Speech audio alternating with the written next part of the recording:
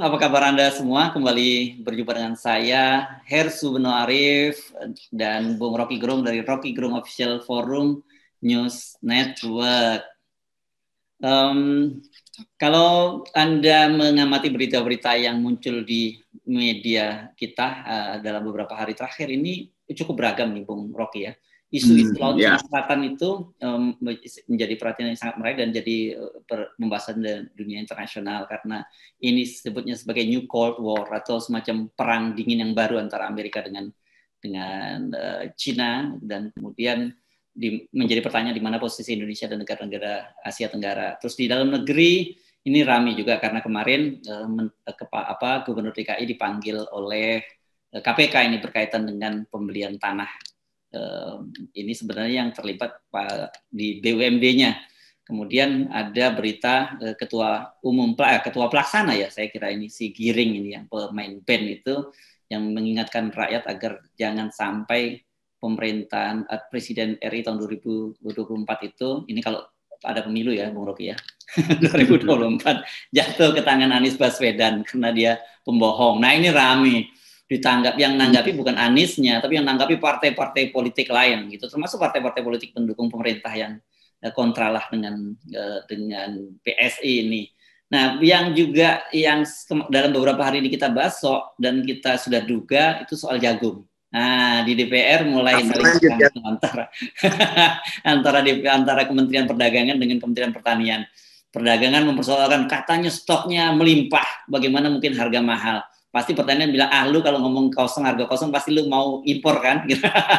Kira-kira gitu. Oke, Bung Rocky silakan, beberapa topik itu bisa kita bahas. Semuanya saya kira sangat kuat implikasinya. Ya, mulai aja dengan yang paling lucu, yaitu perkelahian historis antara Departemen Pertanian dan Departemen Perdagangan. Ya. Hal yang selalu berulang itu. Karena ya betul, yang satu memproduksi, yang lain Departemen Perdagangan menganggap lebih gampang berdagang lah, lebih gampang import lah itu. Comparative advantage-nya lebih cepat dapat itu.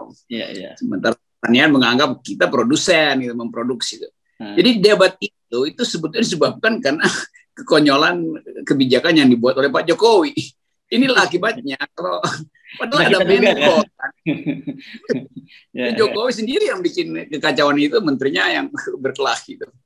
Nanti dipanggil Menko siapa Menko perekonomian kita adalah Pak Erlangga. Dan Erlangga Golkar, dan mungkin juga Golkar menganggap ini kita ambil keuntungan aja, sehingga dia akan dikoordinasi secara politis, bukan secara teknokratis. Ini repotnya kalau Menko-nya ketua partai, sementara menteri teknisnya itu Pak Lutfi bukan dari partai, sehingga dia pasti ada di posisi yang lemah gitu. Jadi terlihat betul bahwa Presiden Jokowi nggak bisa bikin antisipasi. Kan dia mesti bayangkan bahwa meminta supaya BUMN atau kementerian drop jagung itu punya efek pada sistem buffer komoditas jagung itu.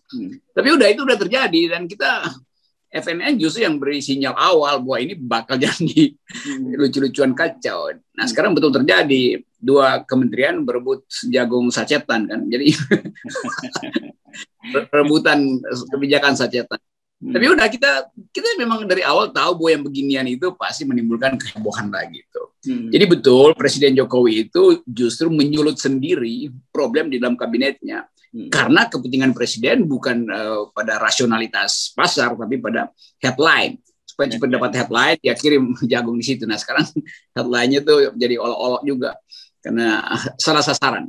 Dan salah sasaran itu menyebabkan keributan di dalam kabinet. Tapi kita senang kalau ada keributan kabinet, kita senang. Ya, dan terpaksa Menteri Perdagangan akhirnya ngadunya ke DPR juga gitu ya. Ya, Menteri Perdagangan mesti cari partner karena dia bukan ketua partai. Kalau Menteri Perdagangannya ketua partai, dia berani itu berkelahi dengan menteri yang lain. Tapi dia tahu dia lemah karena dia menteri teknis yang tanpa dukungan politik. Ya proksinya ada, tapi dia sendiri kan orang profesional, Saudara Lutfi. Kalau Menteri Pertanian kan Nasdem, ya. Ya, itu dia. Jadi pertandingan politik sebetulnya yang terjadi disebabkan bolanya tuh diumpankan oleh Presiden Jokowi itu. Ya. Nah, itu. Dan ini sudah kita ingatkan sejak beberapa hari lalu ketika mulai ribut-ribut soal Suroto yang digeruduk oleh emak-emak ini, peternak di Blitar yang digeruduk oleh emak-emak karena jagung tidak datang, jagung tidak murah, tetapi kemudian digelontor jagung dari staf pribadi presiden. Oke. Kita pindah ke topik berikutnya ini berkaitan dengan pemanggilan Anies ya. Sebenarnya ini kan Anies ini statusnya sebagai saksi karena yang melakukan korupsi ini adalah Dirut BUMD. Tapi ada juga ketua DPRD-nya juga dipanggil. Ini kan biasanya kalau kayak gini ini pasti ada apa-apanya juga urusannya. Nah, tetapi yang menarik itu serangan dari PSI. Ini PSI ini kelihatannya memang sudah, kalau ini kan tadi ada ngomong musuh bebuyutan, ini juga musuh bebuyutan dengan Anies gitu. Jadi apapun yang dilakukan oleh Anies pasti salah aja di mata dari PSI. Iya, itu ya pasti diupayakan supaya Anies nggak tampil dalam persaingan politik nanti. Tapi problemnya siapa? Kalau nggak ada yang mau milih Anies, terus milih siapa itu? Kan kecuali PSI punya penantang di situ tuh, maka boleh bicara begitu. Tapi faktanya elektabilitas Anies itu di atas. Mau ngapain itu PSI itu? Cemburu ya cemburu aja. Lain kalau PSI bilang jangan pilih Anies karena kita punya calon. Dia sendiri nggak bisa tunjukkan calon. Karena dia pasti nebeng aja kan di ujung nanti. Bisa juga nanti di ujungnya akhirnya dia nebeng ke Anies tuh kan. Kan ini soal yang bisa berlangsung sebetulnya. Tapi ya kita tahu PSI butuh panggung ya nyebut hal yang kontroversi. Tetapi terlihat bahwa memang ada upaya untuk menjegal Anies. Dan Anies dijegal sampai skornya tinggal 1% misalnya, itu juga nggak ada soal. Karena yang lain juga di bawah itu nanti kalau diserang kan. Ganjar pasti juga kalau diserang langsung jatuh elektabilitasnya. Jadi dan bahkan di bawah Anies itu. Demikian juga Puan. Jadi nggak ada gunanya sebetulnya PSI ya boleh aja buat apa namanya rame-ramein media massa. Tapi sebagai faktor dia nggak berguna karena itu partai pesacetan juga, itu partai yang nggak ada poin sebetulnya dalam politik nasional. Ya. Jadi non faktor lah ini sebenarnya ya. Iya, bisa diabaikan sebetulnya tuh. Okay. Kalau dalam matematika kan dia 0,00 sekian tuh ya bisa diabaikan. Oke. Karena jadi ramai karena ditanggapi oleh para politisi lain dari termasuk partai-partai pendukung pemerintah ini yang juga kontra dengan PSI. Ini kelihatannya PSI ini meskipun dia berada di dalam satu kubu pendukung pemerintah, tapi kelihatannya memang dianggap sebagai apa ya anak pupuk bawang yang suka mengganggu gitu. PDIP dalam beberapa kasus merasa kelihatan sekali sangat terganggu misalnya dengan PSI. Ya kayak apa namanya pom-pom girl gitu atau penyorak ya gitu, tapi dia nggak bisa masuk di dalam lapangan untuk bawa bendera Victory Lap, nggak bisa masuk ke PSI. Jadi nanti diganggu-ganggu dari panggung aja, tapi Anies sudah bawa bendera ngelilingi lapangan, jadi percuma juga. Lain kalau Anies itu elektabilitasnya di bawah, tapi ini justru akan menaikkan elektabilitas Anies. Karena ngapain sih ya anak kecil ganggu-ganggu orang dewasa tuh. Oke, kita pindah ke satu topik yang saya kira ini topiknya sangat serius, tapi banyak di antara kita ini memang kita selalu jangankan kita, Pak Jokowi sendiri kan inward looking ya. Jadi seolah nggak peduli dengan situasi yang terjadi di geopolitik global, tetapi saya kira kita harus paksa pemerintah kita juga para viewer kita untuk lebih serius melihat kasus, melihat perkembangan di Laut Cina Selatan. Ini kan apalagi ternyata ini buzzer juga nih, saya kira media yang ada sebuah media yang memuat berita bahwa Presiden Jokowi menolak kunjungan dari Perdana Menteri Australia, Scott Morrison yang akan berkunjung, katanya setelah dari Amerika mau kunjung Indonesia, tapi Pak Jokowi menolak dengan alasan sibuk dengan persoalan-persoalan dalam negeri gitu. Dan yang agak lucu itu adalah endingnya gitu. Endingnya berdoakan bahwa mudah-mudahan Pak Jokowi dalam kurung jika konstitusi memungkinkan memimpin yang lebih lama bangsa ini, maksudnya 3 periode gitu. Nah, tetapi yang lebih menarik ternyata berita itu kemudian dikonfirmasi oleh Kementerian Luar Negeri kita, itu termasuk juga Kementerian Luar Negeri dari Australia, nggak pernah ada rencana kunjungan dari Presiden Jokowi, Perdana Menteri Scott Morrison ke Jakarta. Ini jadi mainnya receh-receh juga gitu, seolah membuat nah ini baru hoax ini yang begini-begini nih, Bung Rocky. Ya mungkin ada yang pesan berita supaya Pak Jokowi diangkat sebagai orang yang berani menolak permintaan pertemuan diplomatik dengan Scott Morrison, Perdana Menteri Australia. Tetapi apa poinnya di situ? Lain kalau Pak Jokowi menentang apa namanya itu Pakta AUKUS. Pertahanan baru itu apa namanya itu? AUKUS, Australia, US dan UK itu. Ya. Jadi kalau itu yang terjadi maka ada poin tuh. Tapi Pak Jokowi sampai sekarang nggak komentar soal fakta pertahanan Australia, Inggris dan Amerika itu. Jadi itu sebetulnya menunjukkan bahwa Jokowi pasti menghitung bukan sekedar untung rugi, tapi bahasa diplomati Asia apa itu? Kan seluruh negara Asia belum berkomentar soal AUKUS. Ya, AUKUS Australia, aliansi baru lah Australia, dan Amerika.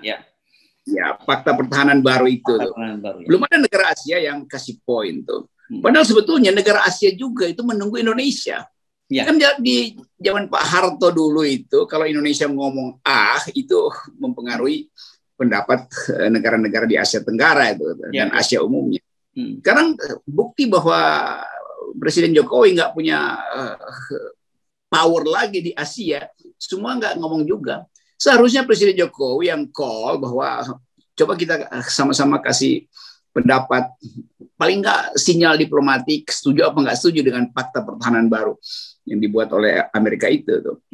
Ya itu sebetulnya konteksnya di situ tuh, sehingga orang menganggap bahwa yang ngapain Jokowi ngomong nggak ngomong juga.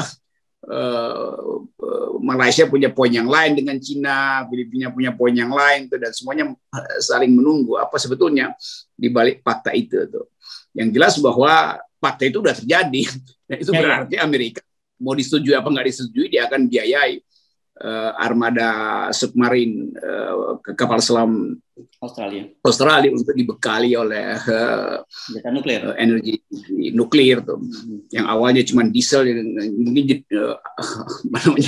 dieselnya jalannya 2 meter, kalau dikasih nuklir bisa 2 kilometer tuh per detik. Jadi soal-soal sebetulnya yang ditunggu oleh publik internasional, termasuk Indonesia, apa yang akan diucapkan Jokowi terhadap fakta itu. Ya. Ini saya kira penting saya ingatkan kepada para viewer ya, kalau disebut tadi ada para pengamat menyebutnya sebagai ini adalah era baru perang dingin yang baru ya, era perang dingin yang baru gitu ya sebutnya ya, New Cold War itu. Jadi teman-teman masih mungkin sebagian ya anak-anak muda mungkin nggak terlalu ingat bahwa di masa lalu ada perang dingin itu yang disebut antara blok timur dengan blok barat yang dalam hal ini dipimpin Amerika dan kemudian Uni Soviet ya pada waktu itu.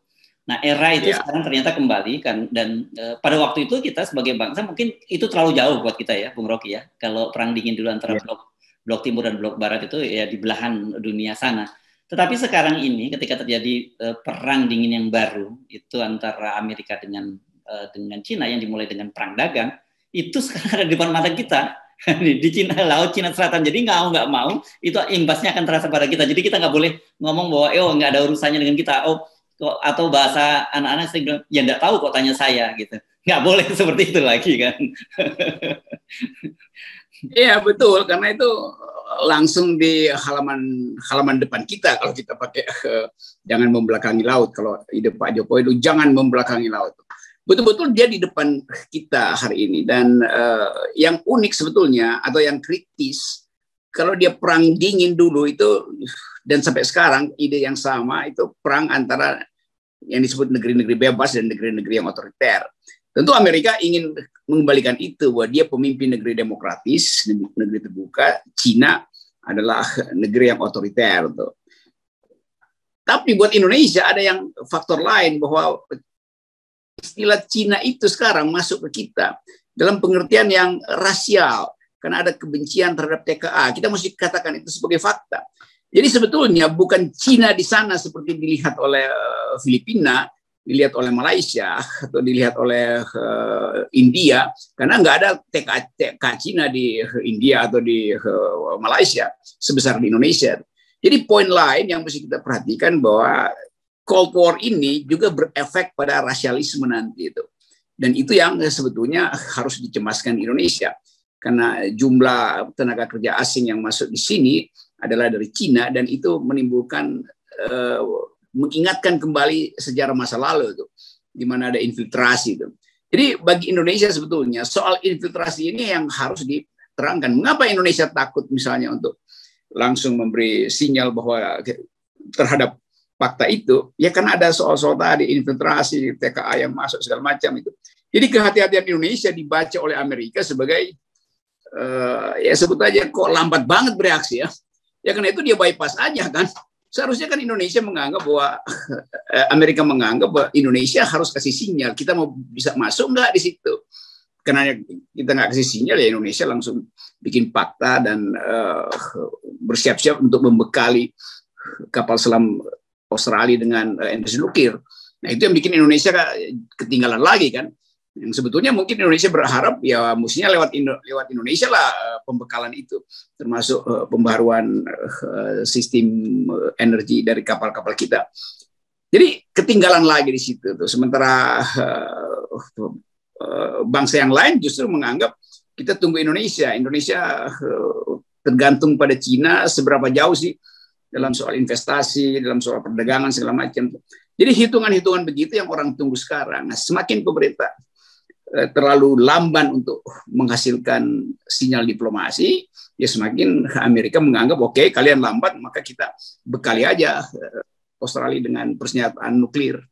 Ya, ya. Nah, kalau kita lihat ya, Amerika kelihatannya kan saya kira juga sama, mereka pasti tahu juga bagaimana kedekatan pemerintah Indonesia sekarang dan ketergantungan pemerintah Indonesia sekarang terhadap investasi-investasi Cina di Indonesia. Dan saya kira mereka juga sudah menunjukkan sinyal-sinyal bagaimana posisi Indonesia. Anda tentu belum lupa kemarin ketika Wakil Presiden Kamala Harris melakukan kunjungan ke Asia, termasuk beberapa negara Asia Tenggara, kan dia tidak mampir ke Indonesia. Padahal bagaimanapun juga sebagai big brother di Indonesia, di Asia Tenggara itu bagaimanapun kita pasti faktor utamanya harus diperhitungkan kan. Nah saya khawatir nanti tiba-tiba ketika sangat terlambat, itu mungkin bisa seperti yang dilakukan oleh Presiden Bush pada waktu menyerang Irak, yang either with us or enemy gitu. Jadi kita dihadap pilihan pada lo mau bersama kita sebagai bagian negara-negara bebas atau bersama Cina. Itu kan one day bisa terjadi Amerika melakukan langkah semacam itu. Saya kira kalkulasi itu masuk akal karena dulu dianggap Indonesia itu suara di Indo-Pasifik tuh. Sekarang dia bukan lagi suara tuh. Bahkan Amerika kan punya juga semacam persekutuan Indo-Pasifik dengan Jepang dan India tuh. Jepang, India, satu lagi Kanada, yang terus berupaya untuk menekan Cina itu kan. Kanada, Jepang, Amerika dan India berupaya untuk memberi sinyal bahwa selain fakta pertahanan itu, dia juga punya fakta diplomasi quadrille. Jadi sebetulnya kita nggak punya lagi forum untuk mengucapkan pikiran kita karena Presiden Jokowi lamban di dalam upaya untuk memberi profil internasional pada politik kita. Jadi itu yang terjadi, dan Cina tentu menganggap wah Indonesia gampang diatur tuh. Jadi biarin aja tuh Indonesia jangan ngomong dulu, kalau dia ngomong nanti ada efek pada perjanjian investasi dan perdagangan dengan Cina tuh. Jadi kita sebetulnya dibikin bisu karena kita nggak punya lagi corong untuk bicara di fora internasional. Itu sebetulnya, padahal ini baru awal persiapan perang dingin. Dan mumpung sebetulnya dalam keadaan sekarang Indonesia harusnya tampil untuk kasih paling nggak kasih nada itu, nada awalnya tuh apa dalam mengomentari pembentukan fakta pertahanan di Amerika, Australia dan British ini itu. Ya. Tapi kita nggak lihat kan, tadi komentar Menteri Luar Negeri, ya itu juga nggak ada pertemuan. Nggak ada pertemuan artinya, atau dia nggak diundang, atau sebetulnya diabaikan, karena terlalu lama untuk memberi sinyal. Nah, Amerika bisa menganggap, oke, berarti kalau nggak kasih sinyal, berarti Indonesia ada proksinya Cina. Kan selesai aja. Dalam definisi Amerika begitu aja. Dia mana ada Amerika pelin-pelan dalam soal persaingan di Cina Selatan. Dia pasti akan final untuk nuntut Anda di pihak mana. Ya. Ini saya kira ini soal sangat serius, karena ya seperti Anda katakan tadi, di halaman muka kita, di halaman depan kita. Dan saya kira kita Presiden Jokowi bagaimanapun tidak lagi bisa beralasan gitu. Kalau memang betul akan ada pertemuan dengan para kepala negara asing, itu kemudian sibuk urusan dalam negeri gitu. Kemarin kan beberapa kali Presiden Jokowi tidak hadir di PBB karena alasannya fokus untuk menangani persoalan-persoalan dalam negeri. Sekarang saya kira sulit untuk menghindari itu. Ya, Presiden Jokowi nggak punya alasan sebetulnya, karena ini situasinya betul-betul to be or not to be itu. Dan Cina kasih sinyal bahwa oke, dia masih bisa beli waktu, tunda waktu, karena dia masih konsolidasi ekonominya di Indo-Pasifik. Dengan kemarin dia ikut tanda tangan mengambil formulir untuk masuk di TPP itu, Trans-Pacific Partnership.